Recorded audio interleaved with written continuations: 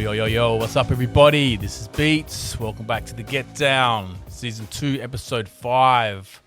We're getting there. Hope everyone's been well. I hope everyone is safe. Where I am, there is a lot of water, a lot of rain, a lot of flooding. So all the way down to New South Wales, a lot of flooding. So if you're in these areas that are copping a lot of rain, just please be careful and remember that your car is not a boat. Don't go driving through big bodies of water, full drive or not. It's not what they're designed for. So just be careful out there, and I hope everyone's safe.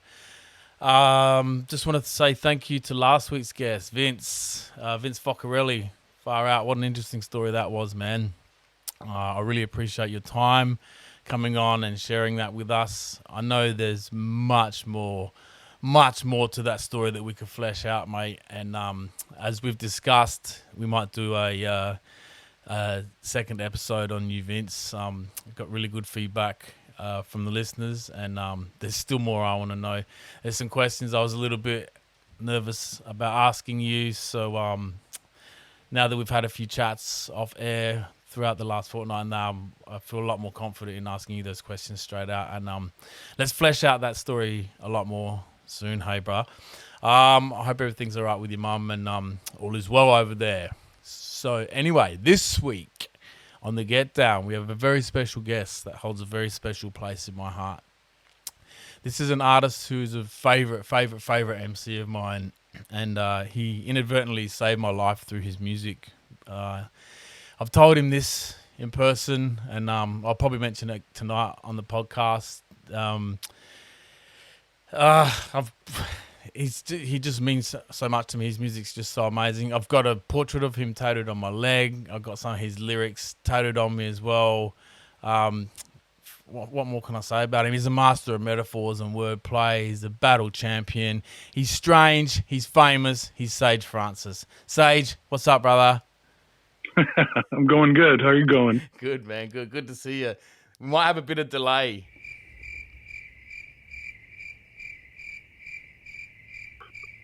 Yeah, apparently we have a delay going on. Oh, that'll be fun when I'm editing. All good, man. All good. First of all, congratulations, bro. You're a dad. Yeah, thank you. It's a total trip, total bizarre, wild trip. I'm happy with the little baby boy. He's beautiful. Yeah, little Frankie. Yeah, I really just didn't ever consider having my own child ever, and I'm in my 40s. I lived my whole life without having a kid, and then all of a sudden, my wife told me she was pregnant. I was like, wow. And it's one of the wonderful surprises of 2020. Out of everything. Yeah, a positive one, huh? Yeah, a nice thing for a change. Yeah. So you getting a bit of delay with me, are you? Yeah.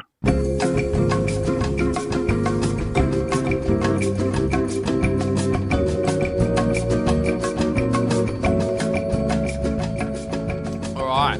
So last time I saw you was over down in Adelaide in South Australia, and you were still going around hugging everyone in the crowd after shows.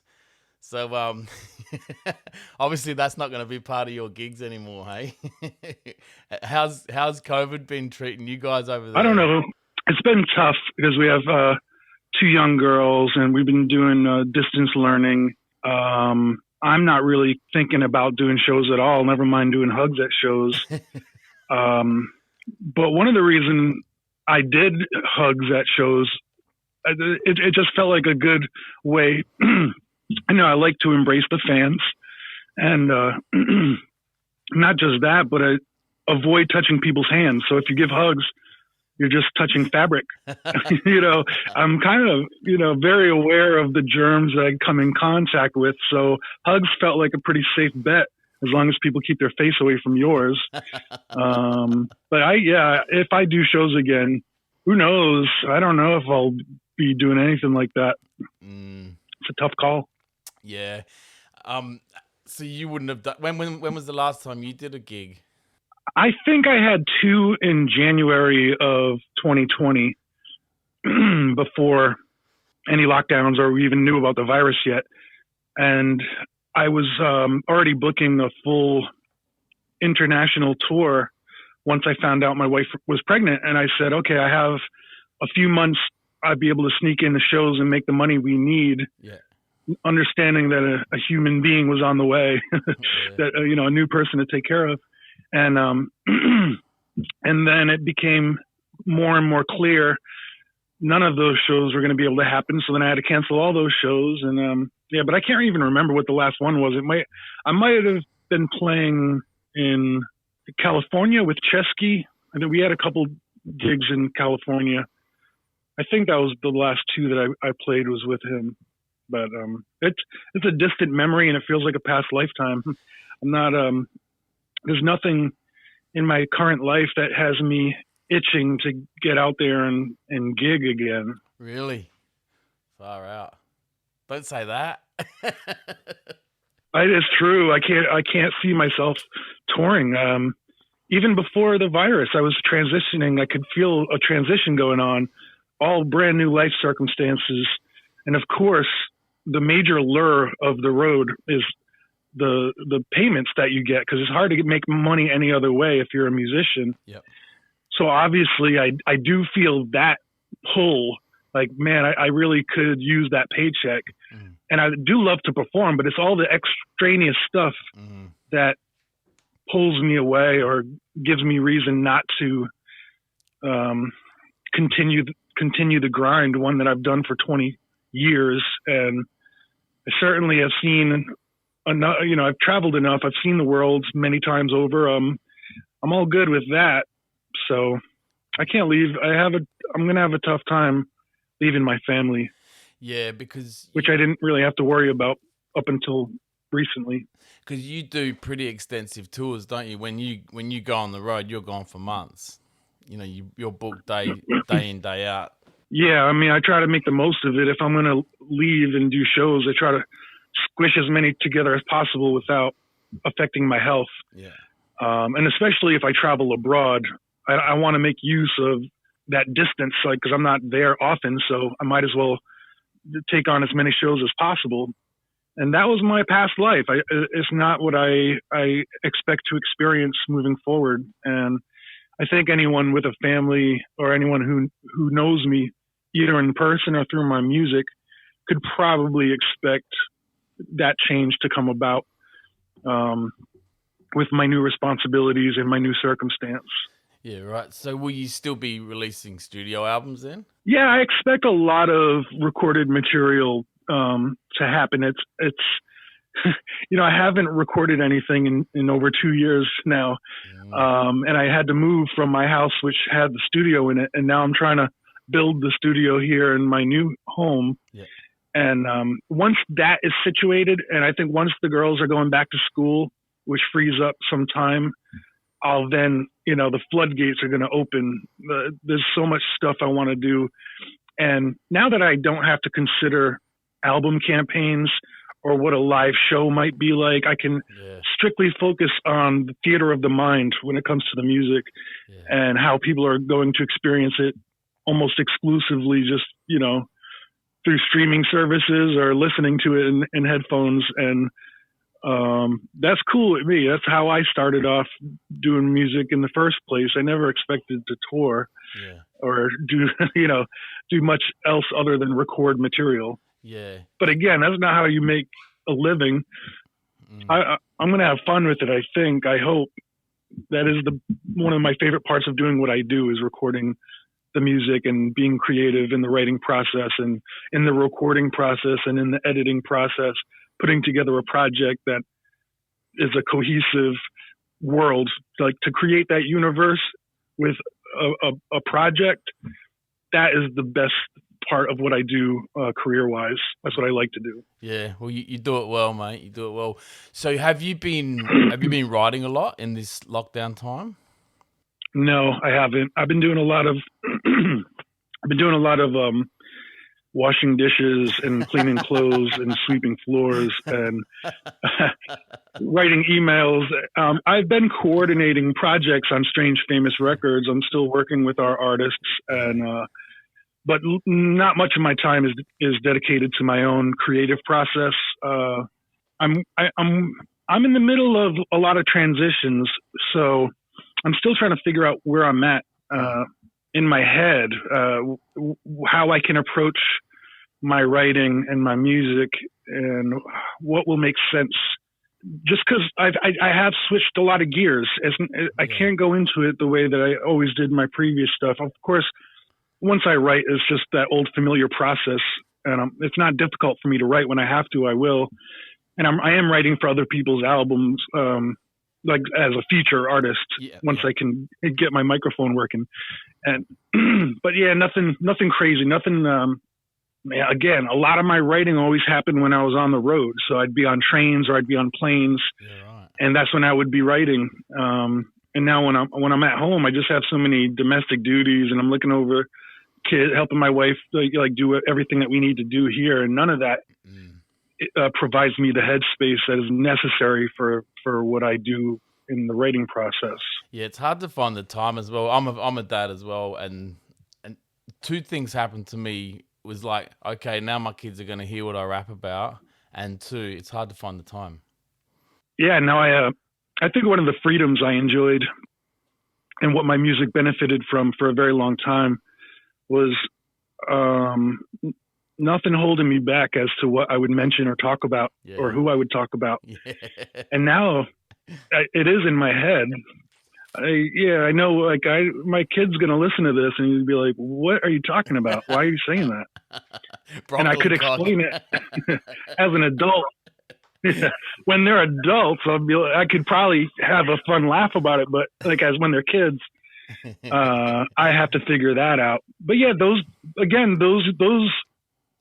types of songs or lyrics, that was fun for what it was when it was. It just, you have to be of a certain age. You have to be living a certain life for that to definitely to be fun. Like nowadays, I would talk about some whole other thing, and you could probably hear it reflected on the Copper Gone album, and that was in 2014. That was my last solo studio album.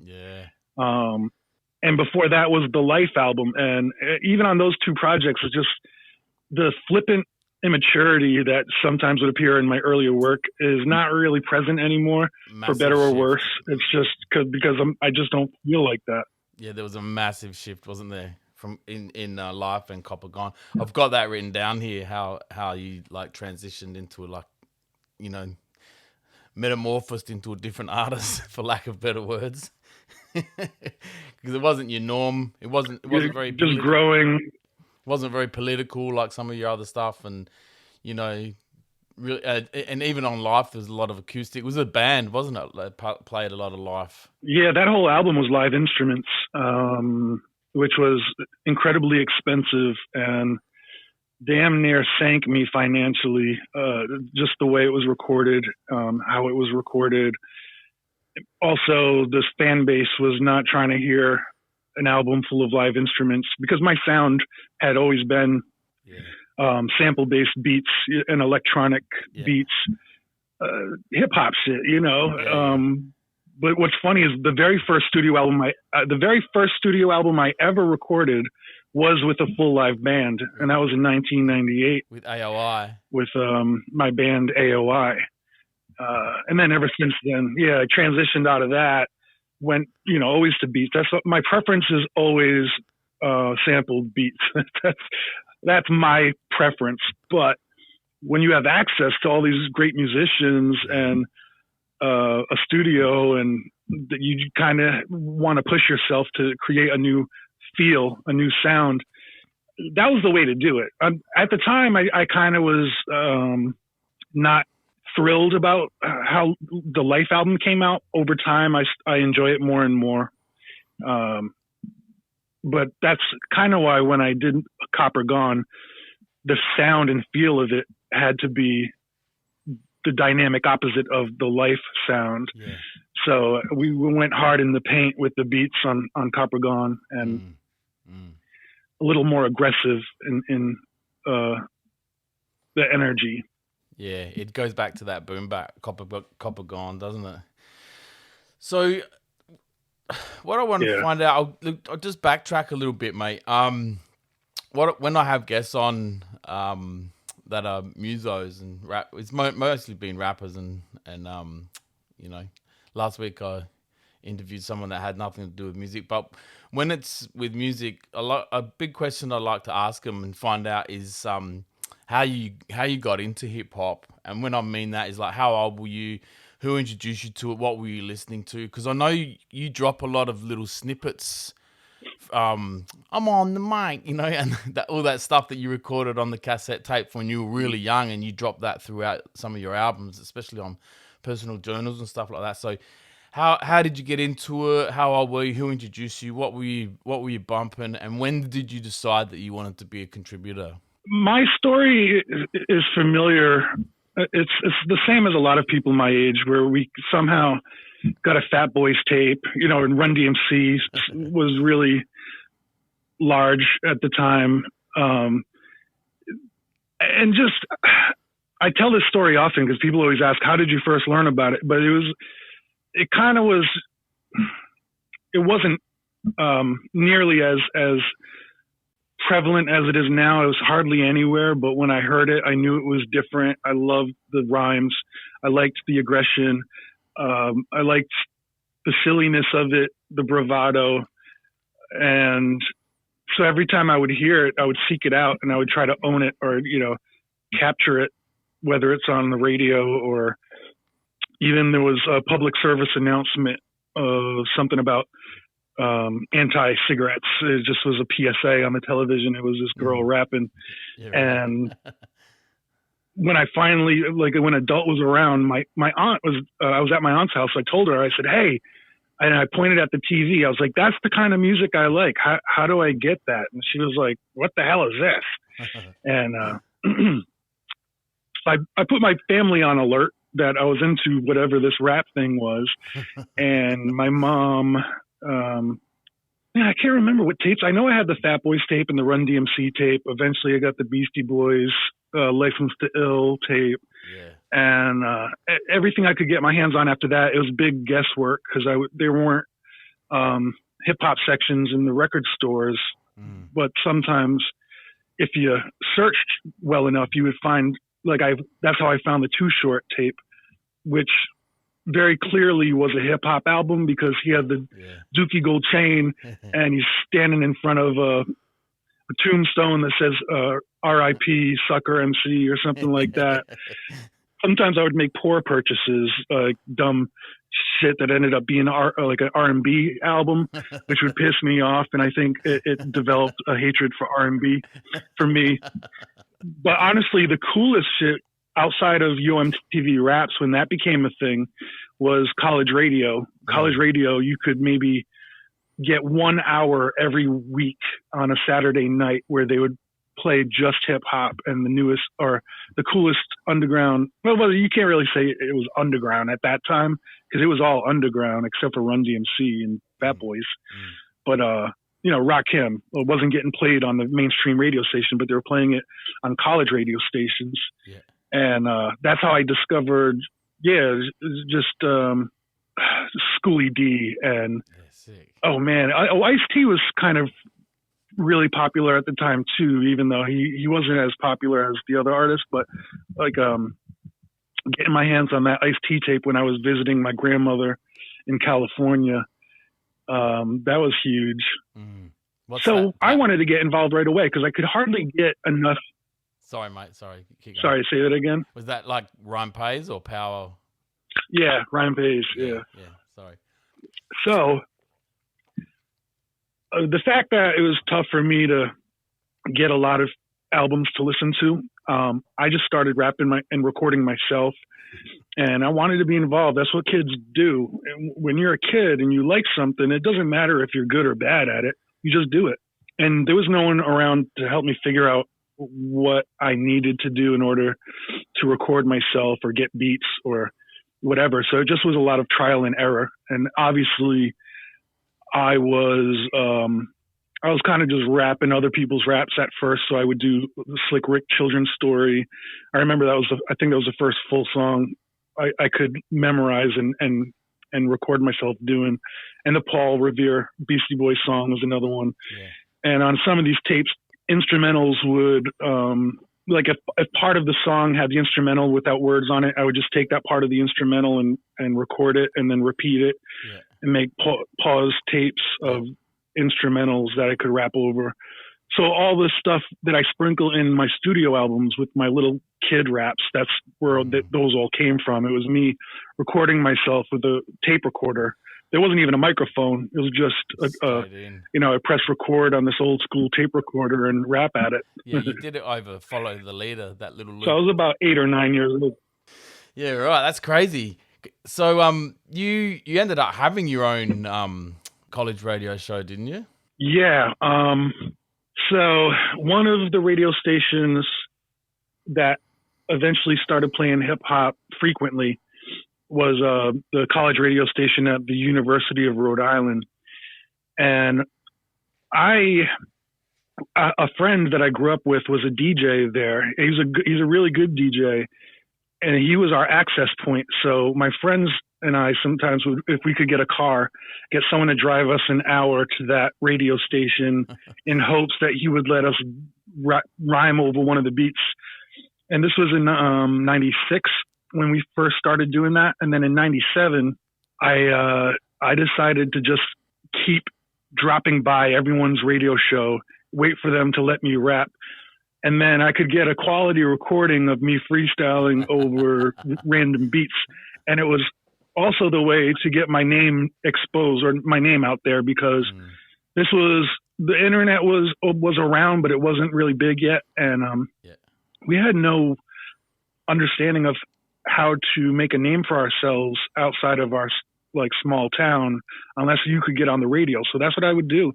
And I was there so often, they eventually just gave me my own radio show before I was even a student at that school, because I had graduated from another college and I wasn't quite sure what to do. But the fact that I could get on that radio station made me want to become a student there and make everything legit. So that's exactly how that all played out. So I transferred a bunch of credits over to the University of Rhode Island, and I basically lived at that radio station from 97 until 99, and got a lot of great recordings out of it. I got a lot of great exposure out of it. I definitely was self-promoting the entire time and getting my crew up on the radio station, talking shit and getting in trouble. And and then the internet came about, became more popular, and everything blossomed from there. That's how we were able to access territories outside of New England. And obviously Napster became a huge thing. And then, man, it's just crazy to think about how fast everything happened, and we had no idea what was going on. So from that was the True School sessions, yeah? Yeah. Those very snobby, very backpacker, snobby hip hop shit, where I would consistently shit on all popular hip hop, and I would put on a Lil' Kim song and then stop it 5 seconds into it and be like, "Fuck this!" I didn't swear, but I'd be like, "I'm not playing this shit." And I got the audience got a kick out of it. Some of them got very upset. There was hip hop kids who were like, "Who the fuck are you?" They would call the radio station. That was another thing. People would call in and want to talk shit, and then I'd have fun with that. So I kind of, I got off on ruffling everyone's feathers, but we also created a scene at the same time where we were able to get people interested enough where we could throw popular shows. We could throw shows that were rather big for what it was, and get a crowd and everyone interested, because I had a little bit of a soap opera created around my radio show and my radio persona. And it was fun for me. That was my way of having fun. I didn't go to parties or anything. I just talked shit on the radio and wrote rhymes and recorded when I could. Yeah, right. So were you it's pretty well known that you started off as a battle rapper, right? Or you entered a lot of battles, correct me if I'm wrong. But so I want to talk about some of the battles you entered, but were you recording tracks before you were battling, or were you battling and then went on to record tracks? I wasn't recording professionally. And battles were the way of getting access to a microphone or an audience. Yeah. There wasn't a lot of hip hop shows at the time. I couldn't have put on a show if I wanted to, but I could battle. Yeah. And again, another way of making a name for yourself or getting people to know who you are is to prove yourself in front of a crowd. So whenever there was a talent contest or a battle, I was in it. I was doing that as much as possible. The first one I did was when I was 12 years old. All right. And I won this quote unquote battle. It wasn't, I think there was like one other rapper, but other people were singing. It was like a weird talent show at a club. Yeah. And I won that, and I was very, very excited about in my head, if I won that battle, I just was like, everything's going to snowball from here. I like in my head, I'm getting visions of like sold out stadiums and shit like that. And I'm just laying in bed holding the t-shirt that I won. And I could just feel everything was going to happen, I had no clue what the hell any of this industry stuff was about. Nobody did, unless you were in the industry, I guess. I don't know how people would figure it out, but I didn't even know how to make beats at the time. I was just stealing, stuff from the albums I owned. Until eventually I came across some people who would have a drum machine, but they made shitty beats on their drum machines. One dude who hooked me up with beats, his name was DJ Buck. He's got a popular radio show in Connecticut still. He was on the radio back then as well. And but it was like getting original production was super tough back then. And again, everything just felt, I never expected to have a career or to be able to do anything proper. Even in college, I didn't know how to get beats. So the reason I did my first studio album with a live band is because the people who played the instruments hit me up and were like, "Hey, you want to make a band? You want to record an album?" I was like, "Fuck yeah." No one's giving me beats. Yeah. So let's do it with live music. Again, not my preference, but it was my circumstance. And that's, as the true school, hip hop head, I was like, I'm going to have to rap over live instruments. That's whack. But what else can I do? Do you need beats for your new project? Tired of waiting on files to transfer after you pay for a beat? Then BeatBay is the place for you. Come surf through the selection of beats provided by various producers catering to every urban music genre. Find what you need, add it to your cart, check out, pay, and download your exclusive beat mixdown and stem files. That is BeatBay. Hit the bait today. Yeah. Is there any copies of that floating around? Yeah, and I sprinkled those songs over my mixtapes.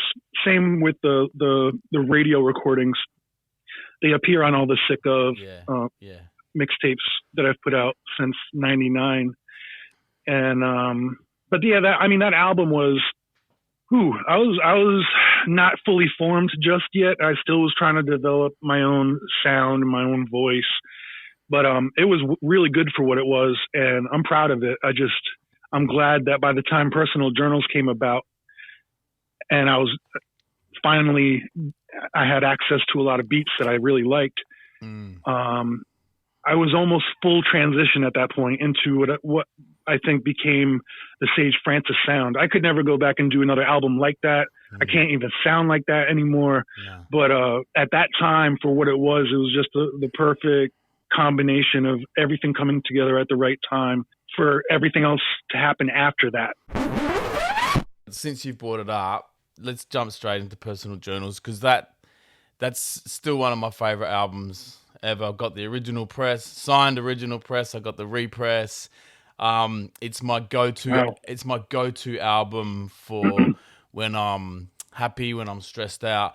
So 2002, you dropped this album, which was mind blowing, So prior to that, I'd heard you on the Anticon Giga single with Inherited Scars, and remember I wrote you a letter telling you about my sister, and you told me Inherited Scars is not a real story.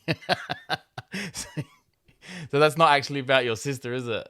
I said it's not a real story. Yeah, Inherited Scars. Oh yeah, it is. I hate saying it's about one person because it's about a shared experience that a lot of people have. Yeah. That my reference point was my sister, but the overall point of the song wasn't for her. Like, I mean, it wasn't like I made it and then I sent it to her like, hey, this is for you. It just, that wasn't the way I was thinking at the time. Yeah. That's a difficult thing to address and a difficult thing to rap about and try to do it in a way where it can be enjoyed yet understood. And for people who've gone through self-harm or have loved ones who hurt themselves or cut themselves, I've had a lot of people tell me, you know, that song helped them deal with that issue, or they would show it to their friend or their sibling as a way of, listen, you know, whenever you want to reach out or you got issues, I just want you to know I understand and I'm here for you as much as I can be. But yeah, that the personal journals, I think Inherited Scars was the very last song I recorded for it while I was in California, because I flew out to Oakland and stayed with the Anticon compound or commune for 1 month in their warehouse where it was like artist living space. Yeah. And for the first 3 weeks, I don't think anyone gave me beats.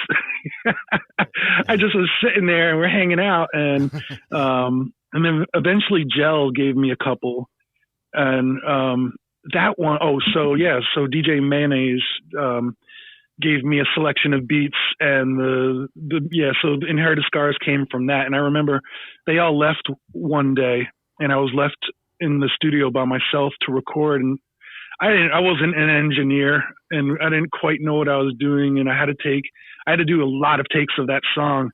If I kept messing up something, I didn't want to do punch-ins or anything, so I did it so many times. I eventually lost my voice, and I was getting so frustrated. But by the end of it, I was like, yes, this is what the fuck it's supposed to be. Yeah. Here it is. And yeah, that was the last thing that I had to do while I was in California. And then I flew back to Rhode Island and did, I think, what are the better sounding, overall better engineered songs, like Runaways.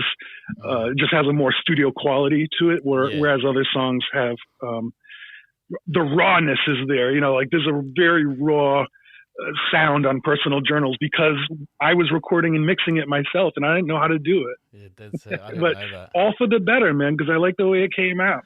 Yeah, I love that what drew me to you as an MC was that the Decorative Medals of Honor that her father decided to pass to Inherited, and I'm like, how did he do that? You know, and yeah, I was just blown away by that whole album. And I've got a question here. So the first 3 or 4 songs of that album is a 6.2 10-inch. So which came first, the chicken or the egg? Which came first, the 6.2 10-inch or the first whole heap of songs of Personal Journals? Well, he was living at that the Anticon compound, and I had worked with him previously. More. He was a really good homie. So he was working on that 10-inch, and when I heard the beats, I said, "Yo, those are mine." But playfully, like, I mean, I loved the music. I remember, and he seemed cool with it. He was open to it. I got the little mini disc. I took it to my room to play the beats and write to the beats. So I wrote to the whole thing in pretty much one go. So it was like crack pipes into pictures of silence or some order like that. But it was all together. And I just recorded to it while I was there. And in my head, he was an Anticon producer. Everyone who was making beats with Anticon was part of Anticon, the collective, which is also the label. And I was an outsider. So I felt like an outsider who was being given access to this collection of talent. And it kind of was like that. But also then I come to find that, you know, maybe 6'2" and Buck 65 weren't inner core members of Anticon. I thought they were, everything was amorphous. I didn't really understand exactly what it was and who was what. And all I knew was that Anticon was making some really very unique and incredible material. Yeah. Alias and Soul Yeah. and Mayonnaise and a couple other people were from New England. I got to meet them while they were in New England, and it was blowing my mind that someone from our area was putting out records and getting, recognition worldwide. And that just was incredible to me. Even the fact that they could make beats, we'll go right back to that, because it was a mystery to me how you make dope beats. Yeah. And they had that down to a science. So they were kind of pioneering a lot of different stuff. And, but I still was more East Coast in sound, and I was more East Coast in approach. Yeah, Gel was dope. Gel is a fucking beast. Gel on the SP. Yeah. Yeah. He did a gig. He did a gig here live, and he played the SP live. It was just fucking out of control. Like, the crowd were going nuts. So Souls, Dose One, and Gel came over. They were out of control, man. Like, Gel was just going nuts on the drum machine. I've never even seen an SP 1200 before, and he's playing it like it's an instrument, man. Right. Yeah. And I remember during the personal journal sessions, he was the first, he would make the beat right in front of me, and we would grab the records, and he would take sample snippets, and he would play the drums live on the SP, trigger the drum sound so that it had more of a natural flow to it. And so I would record the song. I would record Climb Trees, for instance. Yeah. And then he would go back, and then he would mimic my rhythms with certain drum patterns. Sick. And that's the only time I've ever made a song where someone did that. And it was like watching it happen in real time and being part of that process is a very special experience. It was incredible. Yeah, that dude is so talented. Now that you mentioned that, like again, chicken or the egg, it feels like you ride that Climb Trees beat really well. But saying that, he's added those drums after, because it's very, it's very right. well written, like as in you wrote it well. Yeah, that's an incredible album, man. Like, kudos to that. Like, and I'm so glad you repressed it when you did. What was that, 10 years? The 10-year repress? Yeah, now we have a special edition version about to come out where all the lyrics have been written out, and it's going to be an embossed cover. We wanted to do something special for the 20-year anniversary. So that, I guess, is going to come out next year, but my whole idea was that we're going to tour around it, and now I'm not going to do that. So fuck. I don't know what to do. Shit. If that's going to be a limited edition, that's frustrating. If that's going to be super, super limited, then we need to talk after this show. I need me a copy of that. I don't want it to be a limited edition. I want my albums to be able to exist on vinyl, so we want to keep it in stock. Yeah. But man, 3 of my studio albums that were released on Epitaph Records, they're not repressing on vinyl, and people keep asking me, "Hey, why don't you press, A Healthy Distrust on vinyl again, or Human the Death Dance?" I was like, it's not up to me, man. Yeah, I feel like we could have made a lot more money. Both the label and me could have made more money had they done that, but they've moved on from the projects, those particular projects. And unless I make a huge name for myself in other realms of this world, I don't think they're going to be inspired to invest in projects that are over 10 years old. Wow. So they own the masters, do they? Yeah. Yeah. That sucks. I was going to, I've got a question about them, but now I'm not going to talk about them now. I'm not a fan of people in the music industry that do that shit. You can talk about them. No, you can talk about them. It's not I don't have bad blood with them.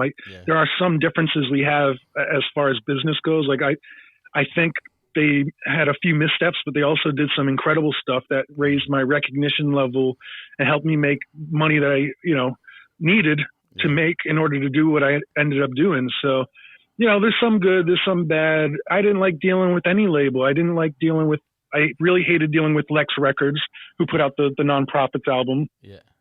And Anticon, I had my differences with as well. But the cool thing about Anticon was after 5 years, I got ownership of my masters. Nice. And that's why I'm able to repress that if I want. But I can't repress. I can't do anything with the Nonprofits album. I can't do anything with the 3 Epitaph albums. So I'm kind of stuck, kicking myself in the ass for not having better deals made with those companies. Yeah. But I felt stuck at the time. Far out. So when it comes to these days, how do you choose the producers you work with? Because people will be frothing to work with you, yeah? Yeah. These days, it's a lot easier to make beats. These days, everyone has some type of equipment or, whatever. Yeah. Even I can make beats these days, which means it's very easy to do. Yeah. But people often hit me up with links and they'll be like, yo, check this out. I could hear you on this, or do you like these beats?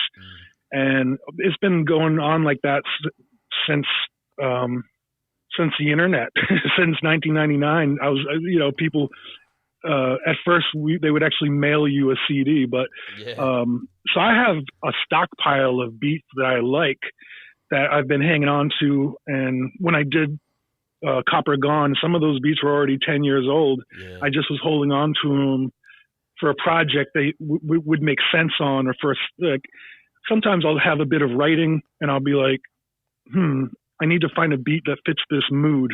So I'll go through my folder of beats until I find that one that fits or matches the feel of what I was writing. So I hang on to a lot of stuff. I feel bad, like if a producer makes a dope beat and then he has to wait a decade before it sees the light of day. So I always tell them, I say, listen, I don't work quickly. So if you end up using this for anything else, just please let me know and I'll take it out of my folder. So I don't, I don't want to record to it and then find out it's not available or whatever. So, but yeah, it's that's kind of how it's gone. People send me, I'm lucky enough to know a lot of really dope producers, and running a record label, I obviously like to have, MCs are often looking for beats and be like, yo, I want to do this type of stuff. And I link him up with a certain producer. I'm like, this guy makes the type of beats I think you guys are going to work well together on. So, I like to mix and match the DJs and producers and MCs. And thankfully, over all the years that I've been doing this and all the touring that I've done and traveling and connections that I made in 2020, when everyone was stuck at home, they're like, I'm just going to make a bunch of music. Yeah. And then we started mixing and matching everyone like that, with no promise of ever performing live or releasing it in a physical format. Yeah. But just to be creative and just to get stuff, I don't know, scratch those creative itches. That's what a lot of my friends and comrades have been up to. Yeah, because there's on Copper Gone, there's a beat that I absolutely love, and I've sort of researched that Wanna Get Busy. So that producer there, I've never heard of him again, but that beat is fire, man. That Wanna Get Busy. Yeah, Prolific. So Prolific was one of the first artists we signed to Strange Famous. Yeah. And he has an album with Reanimator called The Ugly Truth. Then he's gone on to do a lot of other stuff. And he, at this point, is the most active and productive producer out of anyone in our midst. He's basically producing at least four separate albums. Jesus. And he's one of them is own one from I don't know, I can't speak on these yet because that's so good. We have to wait for them to fully take shape. But he's so busy now. He's doing so much material that he's going to change his name. And I also don't want to say the new name because I want him to announce that himself. Yeah. But the fact that you're not familiar with him means you have a lot of cool stuff you can go back and check out, because I am now. He's put out some really amazing material. I copped these 7 inches. He put out those 7 inches with all the different colors.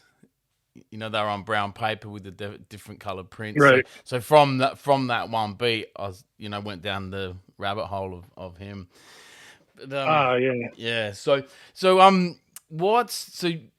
going back to Joey, with Non-Profits, so you did that 12-inch and a full-length album, and then that was done. That was it. What happened with you and Joey? Was that you just decided to go your own ways? What's he doing now?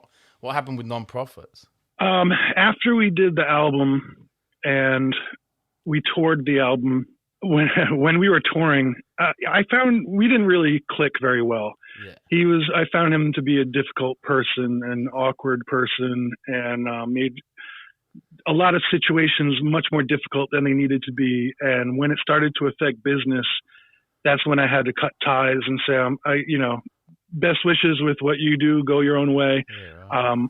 I much prefer to work with other people. So that's what I did. And he ended up doing other stuff with different artists, and the business is tough to navigate when you're not working on it 24/7, especially back then. The relationships that you keep are important. The ones that you're able to actually get good stuff out of. Like I'm never going to front on his beats. His beats were so good. But they were also difficult to do anything official with, because he's like, he's a sample producer. So it's like full on samples that are unclearable. Yeah. Like you couldn't really clear every sample, so it's impossible. But back then we could get away with that. We thought. Moving forward, the business landscape became much more tumultuous and scary. Fair enough. But yeah, the answer to your question is I don't know. You'd have to ask him, but I don't even know how to get in touch with him. Yeah. No, I was speaking to him a while years ago in the MySpace days. I was chatting to him, and just because my name's Beats as well, and we had a bit of banter, and I was a fan. So before we move on, one of my good mates, cause that album really hit home with us as well, that Non-Profits album. So one of my mates is a good mate, and I'm like, he loves you too. And I'm like, do you want to ask Sage anything? So he wants to know, are you still a whoremonger? I guess so. What is that? I still sing the chorus a lot. Oh, moving on. moving on. Oh, that's funny. So we talked a bit about life, and I sort of want to go. I want to jump to this here. So the best of times, right? So I want you to. So I want this song played at my funeral, right? This is how much your music means to me. That's one of my funeral songs, and I think it's an amazing body of work. So, and it's like one of your highest rating songs, apart from the Sea Lion and stuff like that. So, how do you feel about the positive effect that your music has on people? Because, like, I can honestly say that there was a time in my life, and I know I've told you this before in person and stuff like that, but your music has helped save my life, man. When I've been in a bad place, I've used your music, I've turned to it, and I've met other people that have too, and I've been online and all over the world. You do this. How do you feel? How does that make you feel when people tell you that stuff, and that you've helped them through life and changed their life? And you know, what's that like? People getting you tattooed on them and stuff like that. It's nice to know. Yeah, it's nice to know. I don't go into any of my music thinking that would be an outcome of the music. What I liked about music when I was growing up is it gave me company, and it talked about things. You know, if I was in a difficult place in my head and I didn't have anyone I felt could relate, but then I would hear music that spoke to me and let me know someone else was experiencing a similar event or feeling. So now that I get to be on the other side of that, it's almost like paying it forward. You know, I'm part of that cycle that I enjoy a lot about music. So I'm grateful for that. I I take everything with a grain of salt, though. Any compliment or any insult, it's always like, if I get the big insult, the big compliment is on the other side. You know, there's always a balance there, and I understand that I'm in the middle. Yeah. So, but I'm grateful if my music helps anyone, or they, you know, they relate to it in a way that is helpful. Great. But then I'm sure there's people who take it the wrong way. One of your lines. Well, I can't get too happy or too sad about anything. One of your lines out of that is, I teach to my son is, it's better to have peer pressure than not have peers at all. I just think that's brilliant, and that's just a brilliant one-liner, man. Thank you. And that song I had to write in one night, and when lines like that come out of me, I'm like, yeah, I didn't even have to think too hard. It just fell into place right there. That's good stuff. Yeah. Because I grew up, not being very scared of any peer pressure. I'm like, no, I'm not going to do that. I'm not going to go with you guys and do this. No. So I spent a lot of time alone, but I'm like, man, maybe it's okay just to, if you get peer pressure, at least you have friends. Yeah. Is that song a true song about you? Oh yeah. Everything about that song is just, it was a lot of memories that I never would have thought to put into a song because they're not important enough really in the broad scheme of things.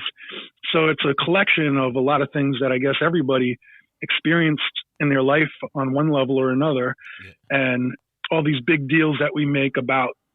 So what I wanted to do, because I was in a rush to write the song, I had to record it the next morning, and then I was done with the album. Wow. I just was like, all right, let me dig through my memory banks of all the things that I hold on to for no reason. Like, why did this bug me? Why did I think this was going to be the end of my life and it wasn't? And so, yeah, the whole song is just a litany of those memories and letting them out. That's crazy. Thanks for sharing that with me, because I love that song, man. That's high rotation. So some other ones that I've always really, I've kind of known, but I want to ask you because I got the chance. So the Rewrite series, are they all true? Because I wrote to you. Remember I wrote to you when I found out you were getting married? Oh yeah. When I found out you were getting married, I'm like, the No Right, because this is the one for you. Yeah, I mean that basically kicked off my career. Yeah. Can you talk about them? Yeah, sure. When I was so my first serious relationship, and it was 4 years long, but it was, I was young and stupid, and she was much smarter than me eventually, because had we stuck together the way we were, it would have been an awful relationship. I had a lot of things to change about myself, but she, broke my heart. Like that story, everyone who has their heart broken the first time in a major way, you don't quite know how to deal with those feelings. And my impulse, because she ghosted me, she's like cut all communication, even though she was like my best friend for those 4 years, and I talked to her every single day. I think she saw something unhealthy about that, and it was I was too controlling. But it was like she was going her own way too. We were just becoming adults, and it was time for a change, but I just was not down to accept that. And so this is me thinking about it as an adult, and after all the changes, and we're still friends. Cool. But in the beginning, I didn't know how to deal with that. So one of my school projects, I wrote the Right, and it was called No Love Lost at the time, but I never intended on releasing that. I put it on one of my mixtapes just to give context to the Rewrite. So the Rewrite was a follow-up to the Right, because the Rewrite, I wanted to give off the impression that it's all good. Like, even though you did this and you did that, at the end of the day, you're not a bitch. You are a woman, and I respect you. Yeah. It's true. Like, so everything I mention in these songs, 100% true. Like the actual facts of the songs I talk about. But by the time it came to the Rewrite, and I'm still writing these breakup songs, I think we had gotten back together. So after like 6 years of her ghosting me, we finally start talking again, and we're like, all right, now we're back together, and this is, it's the way it was always supposed to be. And I really had convinced myself that was what, the girl who got away, I really needed that person back in my life. And then when we were together, I could feel a sense of revenge coming up to me, like because I had been so hurt. Yeah. She left me for another person, and I felt like maybe I was gonna be just toxic to fuck with her, Yeah. and I didn't. I hated that. I hated that feeling. Yeah. I was like, yo, we can't be together. As much as I've wanted this for so long, Yeah. we can't do it. I can't move in with you. We can't do any of this. So, Crazy. and now she's married to a woman and living a wonderful life. Nice. So it all, and I'm married as well. And Yeah. good. Everything works We out. made the right choice for one. That's Yep. crazy. That's crazy. Oh, that is, yeah. That I've always that the rewrite was another one that got me through a breakup. Especially that, because this is to that bitch. I love that section was pretty helpful. Yeah, it's aggressive and whiny. Yeah. Well. So the sick ofs. There was. Let me think. So 1, 2, 3, 4, 5, 6, 7 or 8 mixtapes. Can we see any more? We're gonna see any more, or was that just all of your stuff floating around that you just weren't going to release, just lost files and stuff like that? Yeah, I think there's one more because I have just enough stuff floating around that doesn't have a home. That's not really meant for a studio album that could constitute one last sick of mixtape. But cool. The way that I started releasing mixtapes would be they would come right before an official album comes out. Yeah. So maybe I'll wait until before the next album, or maybe I'll just start floating stuff out to the internet. It doesn't matter anymore. There's nothing. Yeah, true. There's no rules to any of this.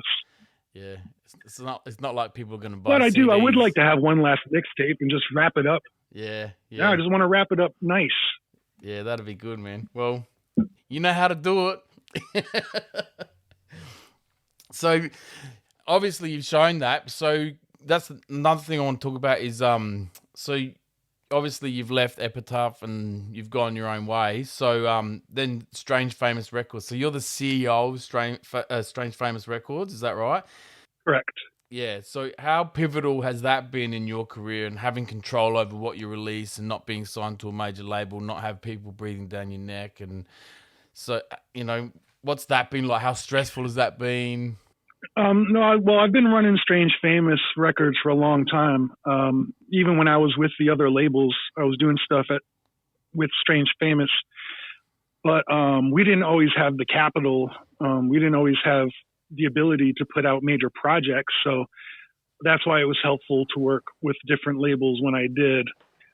Although, as I would soon find out, whether I was working with another label or not, I was always putting in the same amount of work in order for my records to excel and get the publicity that they did or sales that they did. The only time I think I actually benefited 2 times. The only 2 times I would say I benefited from working with another label and the team involved was the first one with Anticon, because they had distribution, which I didn't have. That's not true. We had the same distributor, but they had, they're just the team, just the association with them and just the backing that they were able to put into that record and hire a publicist and do all these things I couldn't have afforded. Yeah. So that was important to do.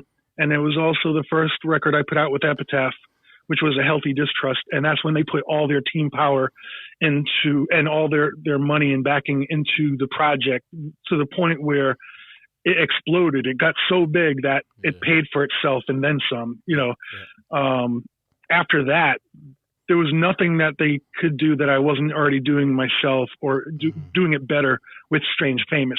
But since we had signed a 3-album deal and they had invested in me with, so much, and whatever, they had put out the next 2, but it wasn't benefited by their involvement. There was nothing, I think, that constituted whatever cut of money they get and whatever control they maintain. Mm-hmm. So I love the fact that we can do it on our own. I'm always super stressed when I put out music anyways, so it's not like being affiliated with another team or a label eases any of my stress. and I never feel like my workload is lessened by my involvement with others. So we are lucky enough that over time we had built an infrastructure that we knew could support a major release like Copper Gone. So even though we're a very small team, it's basically me and one other guy, Storm Davis. Yep. Shouts to Storm for keeping the ship afloat. Yep. There's other people that do various stuff, but we're like the main two people who are in charge at Strange Famous Records. Yep. So yeah, we did it with our small team, with our new distribution company, paid for a publicist, which was unnecessary, and it charted. So, it actually did very, very well for such a small team behind it. And it's probably the last project that we ever do to that extent, because even since 2014, everything has changed so drastically. This business is just breakneck speed, man, with all the changes and stuff that the manner in which people experience albums or become exposed to albums, how they consume albums, where the money goes in various parts of the business. I like the old school method because it was very concrete and I had a very strong understanding of what goes where and why. And now it's everything is up in the air. Yeah, it is. So I have no idea what to do. I just released last year. I released vinyl myself, and had a song about my sister on it as well, who passed away. But so I wanted it. It was important to me. I wanted it on vinyl. I didn't want it to be lost in the digital. What's out there. And I was listening to another podcast the other day about how like Griselda and Conway and all that, they're putting out albums, 14-minute long EPs. When the Anticon, that's almost one song back in the day. Like Soul put out like a 14-minute song. Yeah. So what are your thoughts on that and young kids these days, their attention span when it comes to music? Because you remember back in the day, you get a record or a CD and you read it and you thrash the shit out of it and you play it for months and you can't afford one or you can't go and steal one for another however long, so you fall in love with that record. Now they've just got this plethora of music at their fingertips. So what do you think about that, like the attention span of kids? I don't know if it has to do with attention spans. It just has to do with human nature, our access to free music, basically, and any music, anytime. Back when we listened to music, we didn't have all that access. We had to get hyper focused on this one thing that we bought and read the liner notes. And I don't know what's better or worse about any of these. It's just, it is what it is. This is where we're at. But I think it is smart to have a physical copy of the things that you enjoy or things that you love, especially when the aliens come and take away our internet. Then you're not going to have access to any more music. Or when Spotify just go, yoink, see you later, mate. Yeah. Paying your fuck. And that'll be after everyone has gotten. Yeah, because the reason before Spotify, people would legit steal things and pirate it, and but they had to have like hard drives for that. It takes up a lot of data. So now people are getting into the. They're losing their hard data. It's like if everything's being streamed, they don't need. I don't even know. Well, hard drives. They don't need the external hard drives and shit like that. Yeah. But then when you get too comfortable, yes. And then I hope Spotify gets fucking. I don't think they're going to yoink it. Maybe someone does, but then everyone's going to be like, "Whoa, okay, I'll just go back to pirating." But no, you can't because you don't have any fucking space left. Yeah. Well, there's a lot you can't even get on. Because the aliens. There's a lot you can't get on there. Like knowing that I was speaking to you this week, I had a look at your stuff. So none of the Sick of is. There's some little snippets, but like Sick of Waiting Tables and all that. And even like one of my favorite albums is like the Lynch Mob and De La Soul 3 Feet High and Rising. That's not on digital platforms, so I've got that on vinyl, and that's something I'll never get rid of. Yeah, that's so true. People. If they don't know it's not there, they don't miss it, but we miss it because we know what it is. And I can't, there's a lot of cool stuff that can't go on streaming services. For instance, my Sick of mixtapes, there's a lot of stuff I can't put out there in an official way. Yeah. It's just, I would leave myself open to being sued left and right. Yeah, cool. It really just was for literal mixtapes, like literal cassette tapes that I would hand out or, sell at shows. But now, since everyone experiences music so differently, I have to readjust how I think or how I make music available and what type of music is available. But the real heads know the best stuff, or a lot of the great stuff, is not available on Spotify. Yeah. So you have to figure out ways to access it. Yeah. Strangefamous.com. That's how. Yeah. And Bandcamp's been pretty good too for a lot of artists. Yeah, true.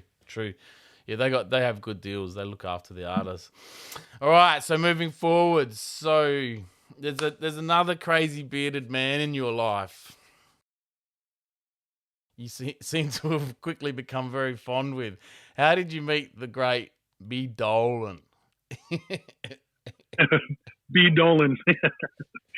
I guess we met in the spoken word scene in Providence, Rhode Island. He was a monster of talent, and he was rapping on the low. He wasn't making it known that he was a rapper. He was just an incredible writer.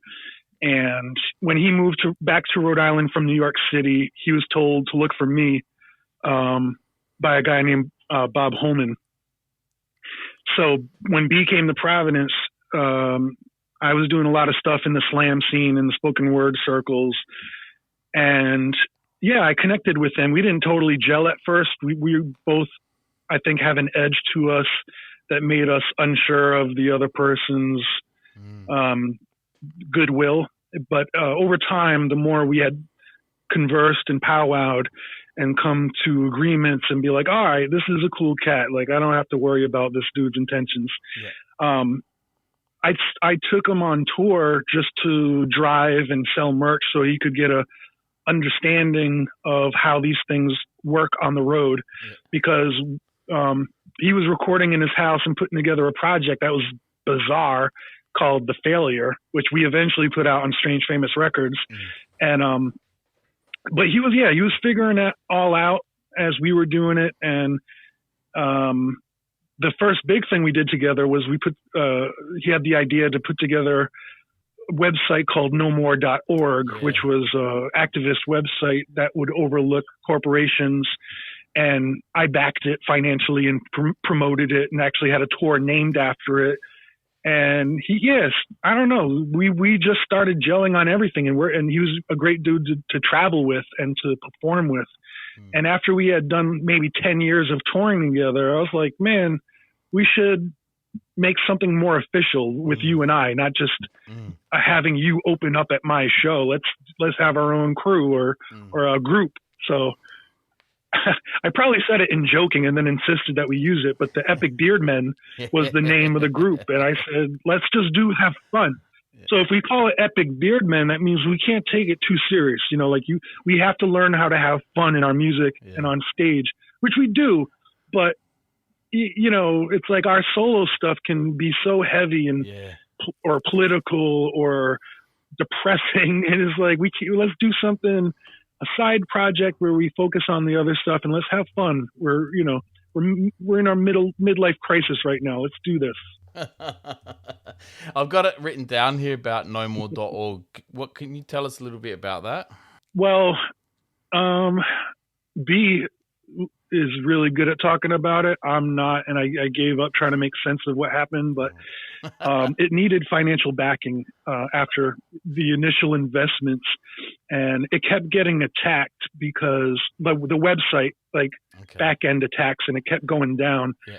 But it was like it had a rap sheet on every company, and it was open to the public, sort of like Wikipedia, to include information about what companies do in the workplace or for voters' rights or whatever. It's like what companies they own. So when you realize there isn't much choice out there. Yeah. So we were trying to encourage people to vote with their wallets. When you buy something, understand who you're supporting financially. Don't just go blind to, capitalism. Like, make people, just make informed choices.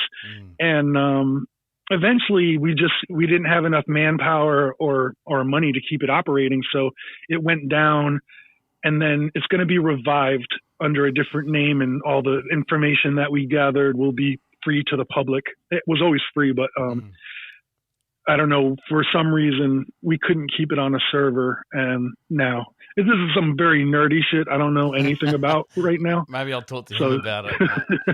I'll hit him up and talk to him about it. Yeah. So I know a couple of people knew that you were coming on, so I can just hear myself. I haven't been talking in the mic properly. Makeshift Patriot. So when over here there was a magazine that came out called Stealth Magazine, and there was an article on you, and it was a pretty huge deal over here. It was our only hip hop magazine over here, and Makeshift Patriot made it onto the sampler CD. That was pretty massive, and the song was pretty massive. So what? And I heard rumors. I don't know if I heard you say it at a gig, but you wrote that song really quickly or something like that. So what was going on back then, man? What were New Yorkers feeling like back then? And why did you write that song? We were shell shocked. Everyone was in a state of fear. We felt paralyzed and scared. And we had no idea what was going on. So we were glued to the television sets after the 9/11 attack, trying to figure out, if something else was going to happen, who did what. And I had recently graduated with a journalism degree. Yeah. So I was viewing the news in a particular way, because it struck me odd how they would repeat certain things as often as they did, and certain clips as often as they did. And then I started to realize, all right, this needs to be addressed, because they're stoking fear, and they're trying to get us upset at a certain type of person. And I could just see and feel the ignorance around me was getting heated up. And I wanted to talk on it, and I wanted to capture all the things that we were feeling in that moment before we forgot. And then, because I felt like it was going to be used for a war, which it ended up being used for. I kind of, I sat in front of the television with a pen and pad. I would write down bizarre phrasings that were coming out of the reporters' mouths, particular wordings that were used. And I wrote it. And then, I drove down a few days later. I drove down to Ground Zero. It was still smoldering, and it was still crazy. And I took field recordings of the crowd and rescue workers, and went back home. I just was, we were all consumed by it. So of course it's going to turn into a song for me. That's how I was feeling. Like, I want to capture this. And I also want to address what I think people need to be aware of. So basically on 10/11, exactly 1 month after the attack, I put it on Napster and released it basically for free to the public. Yeah, that's right. And it spread like wildfire after that. So everyone shared it. And it was, as far as I know, it was the first song to talk about things in such an open way. And it was scary to do that, because I didn't know if I was going to get, yanked out of my house and thrown into a, fire pit. It kind of felt like that could happen. Get thrown into a cell with Immortal Technique. Yeah, man, it was a pretty powerful song. My brother, he's real old school, and like, he lives off the grid and doesn't have any technology, and he still talks to me about that song. And I said to him recently, I'm having him on my podcast. I'm gonna have Sage on my podcast, and he's like, "Is that the bloke? Is that the bloke who sang that one? Tell him I waved me fucking flag." So yeah, made awesome. Good impact. Yeah, it was a cork, one of your big ones, eh? So all right, moving on. I've got a few things I hear. I know you don't have much time, mate. So just a few things. First of all, like, I'm really sorry for your loss, mate. So like, you lost a few homies along the way, Alias and Idea, and recently Doom, which is really sad. So you got any, I don't know how close you were to Doom, but I know you remixed You remixed the joint for you. So, you got any cool memories of Alias and Idea that you'd like to share? Yeah, I mean, Alias was both of them are great. Like such, I hate everyone says that about people who passed away. Like they were so amazing, they were so nice. They were. Bren Alias was a loving father, loving husband, super nice. Always was the nicest dude. And that was heartbreaking when he passed away. I mean, I was touring with B. Dolan, and Slug from Atmosphere called me early morning. I was in bed. He just told me that Bren died. I just couldn't. I just started crying right away. I just couldn't fucking believe it. But it was like, I love those dudes, man. And when Idea passed, I was in, I think I was in New Zealand. Yeah, right. So I was so far away. And it was like my friend just died. It's like I didn't know all this stuff really. It starts to pile up, and those cats were fun to tour with because, well, when I toured with Idea, that was back in the day.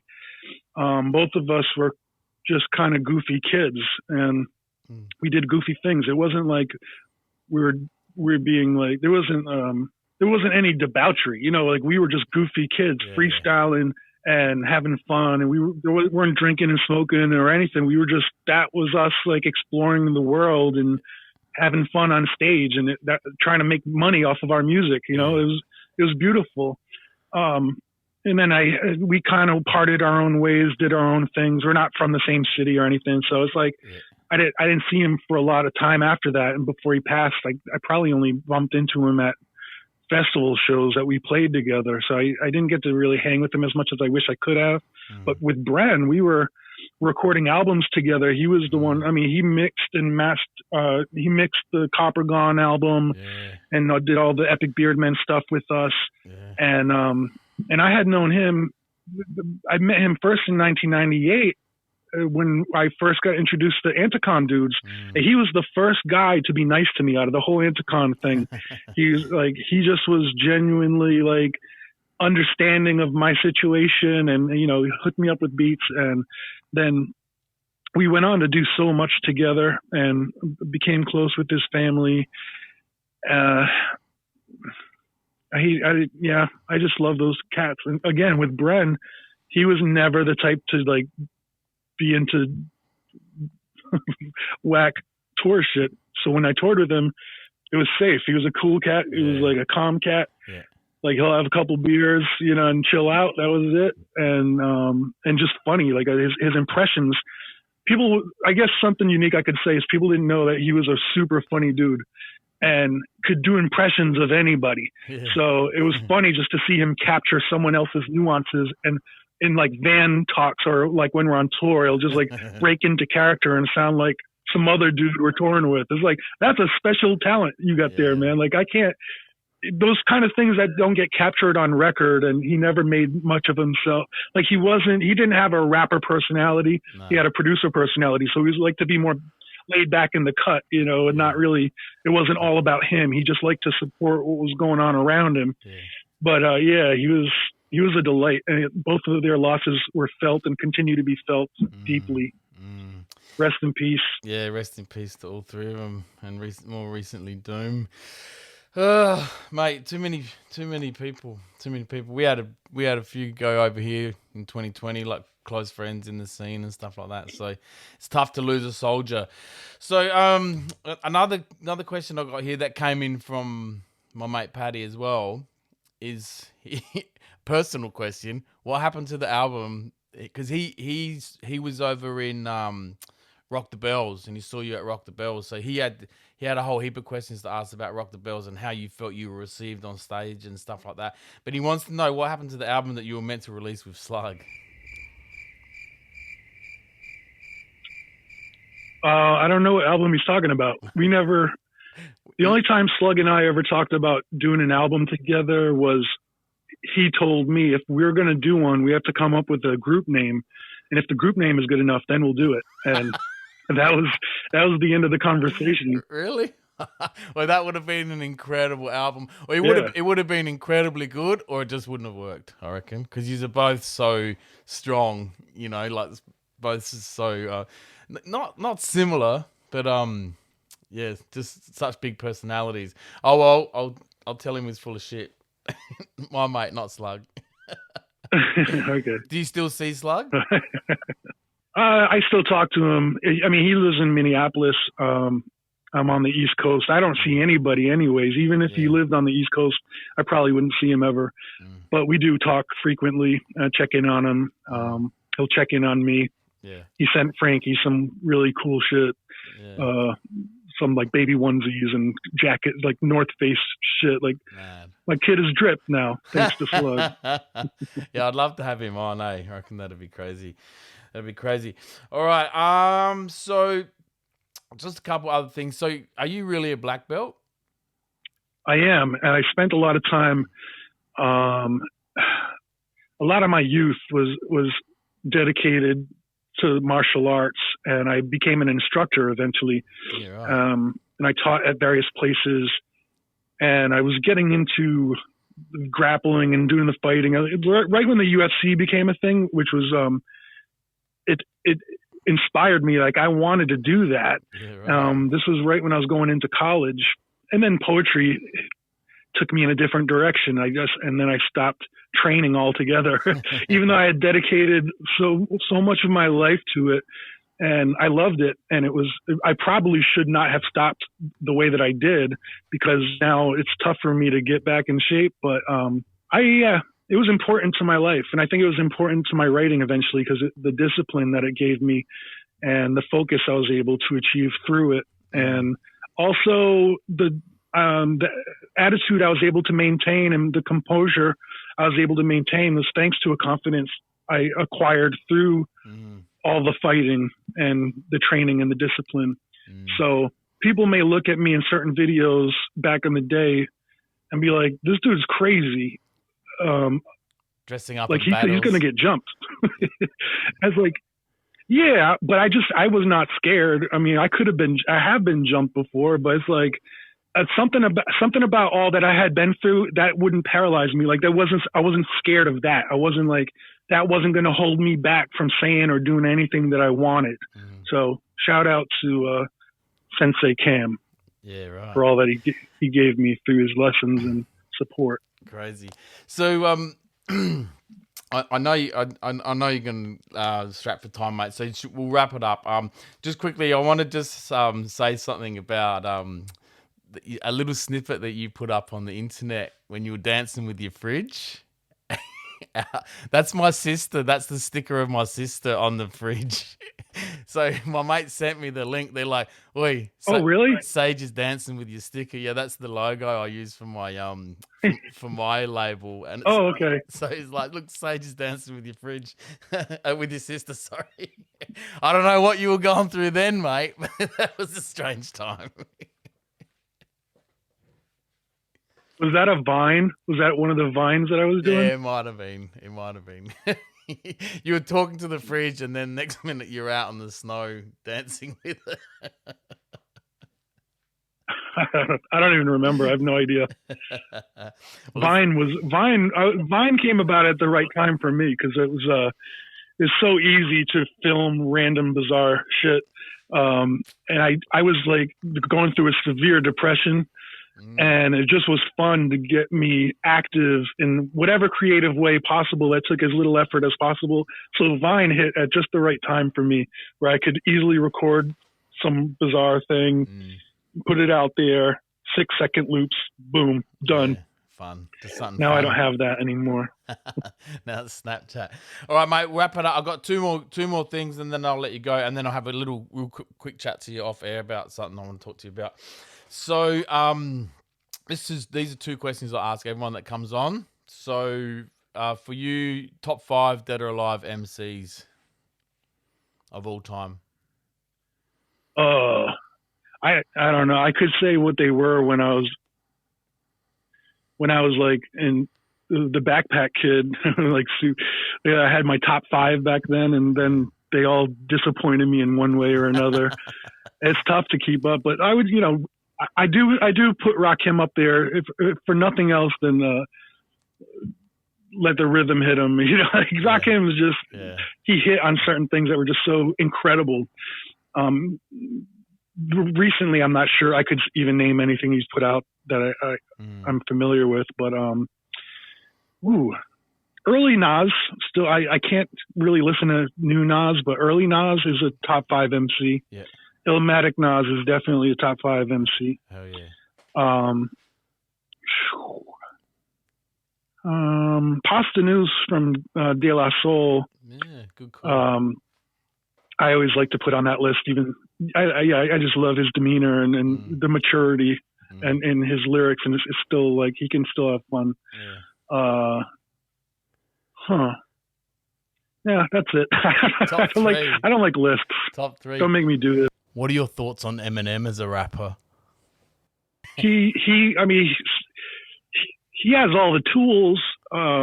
He doesn't quite know how to use them well, and it's always sounded like he's making music for a 12-year-old, and I just have a very difficult time getting into it. I mean, there was songs of his I definitely liked early on, and he shows great abilities. Like there's no like he's just showing off, and I'm not sure he knows how to use the tools without showing off. You know, so there's a lot of points deducted against him, and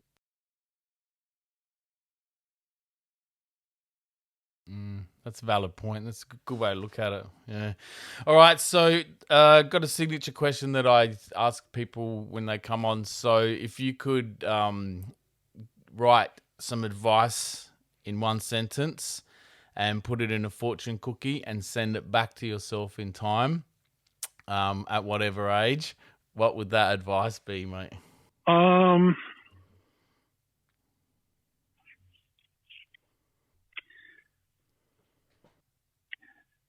Keep going. Keep going. Because where I'm at right now, I could never have expected it. But there were a lot of moments of doubt. And had I given up at any point, who knows what kind of circumstance could have changed to make me stop doing what I was doing. But now I'm married to the most beautiful woman, my best friend. I got a beautiful baby boy, raising 2 beautiful girls. I'm happy with this life I never could have expected. And running a record label, I still get to say whatever I want to say, even if I have to encode it sometimes. But nothing was promised. I never expected anything. It just was important to keep going. Yeah, man. That's sound advice. That's awesome. That's awesome. All right, mate. Wind it up. That's an hour and a half. You gave me an hour. I dragged it out. Thank you so much for coming on, bro. Before what I'll do is I'll stop recording and then I'll have a quick yarn with you about something, mate. But ladies and gentlemen, that was the strange and famous Sage Francis. I've been a big fan of your work for a long time, man, and I've cherished the shows that I've been to when you come down here, and I really, really, really appreciate your time, man. It means a lot to me. So thanks very much, mate. Peace out, brother. Thank you very much, brother. Yeah, blessings. Peace. Peace.